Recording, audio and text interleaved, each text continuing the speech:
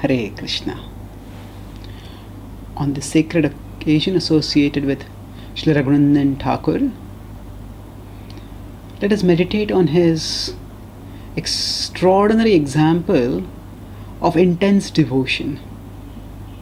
Raghunandan Thakura was born in a devotee family to a great Vaishnava, and his father taught him right from his childhood how to practice devotional service. His father, being a physician, often had to go out at unpredictable times to attend to patients. So once at the time of offering, his father had gone out. His mother told little Raghunandan, this is a small child at that time. He told, your father is not here, and therefore you make offering to the deities. So he went in the temple hall and he placed the laddu before the deity and started praying, my dear Lord, I don't know how to offer to you.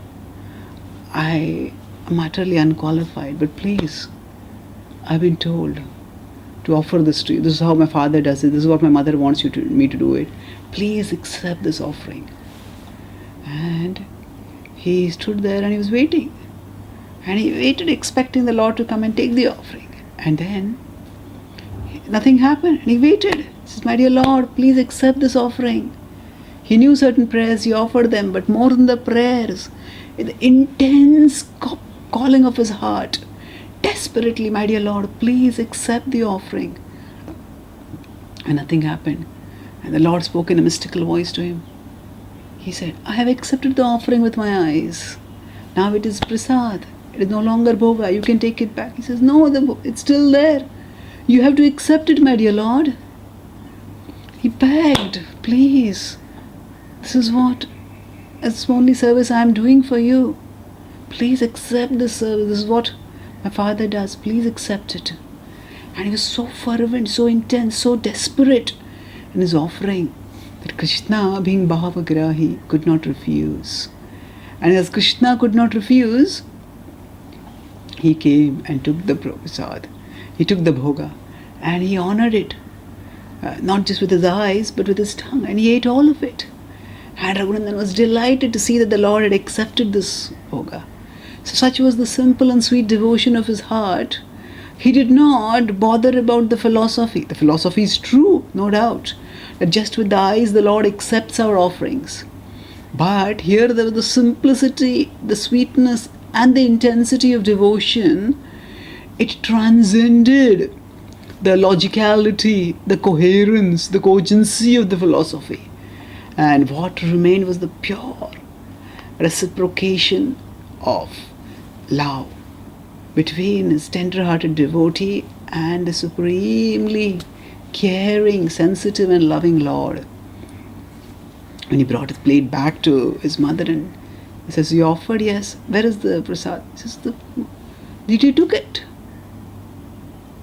His mother was surprised. She didn't know what to say. When her husband came back, when Mukund came back, he told him that this is what has happened. So now, they knew that his child was such a sweet devotee, but after all, he was a child. Was he being mischievous? Had he taken the food himself? They didn't know. So they decided to find out for themselves. So they told Raghunandan, Raghunandan, you please offer this now. And then, when he was offering, at that time, Mukunda peeked through and observed. And he was begging, my dear Lord, please come and accept. Please accept this. Please accept this. And as he was begging, the Lord came. And because Mukunda was watching, so the Lord took only some of the prasad from there. And he took some of the prasad and he left some back. And then, when little Raghunandan came out, his father and mother embraced him. They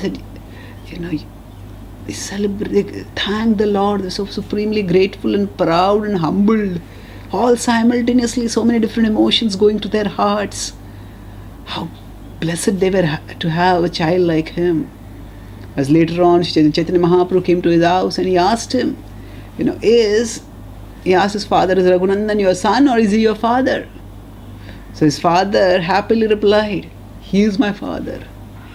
Because anyone who teaches us about devotion to the Lord, he is our father. That's what the father is supposed to do.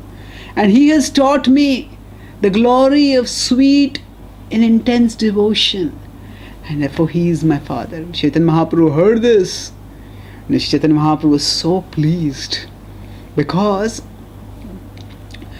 just as pure devotion can invert the normal hierarchy, the Yagic Brahman Patnis become more, although they are not so learned about Vedic rituals or Vedic scriptures, they become far greater than our husbands, although normally they are subordinate to their husbands. A Kshatriya and a king is lower than a sannyasi and a brahmana, but Ambarish Maharaj becomes higher than Durvasa Muni. So bhakti inverts the normal hierarchy. The devatas are higher than the demons, but Vritrasur, because of his devotion, becomes higher than Indra.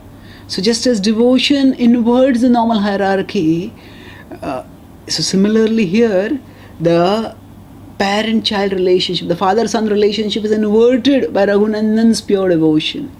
And that is the glory of both devotion itself and of the devotee. And ultimately the Lord, who by these exchanges of love invites us to his wonderful world of love.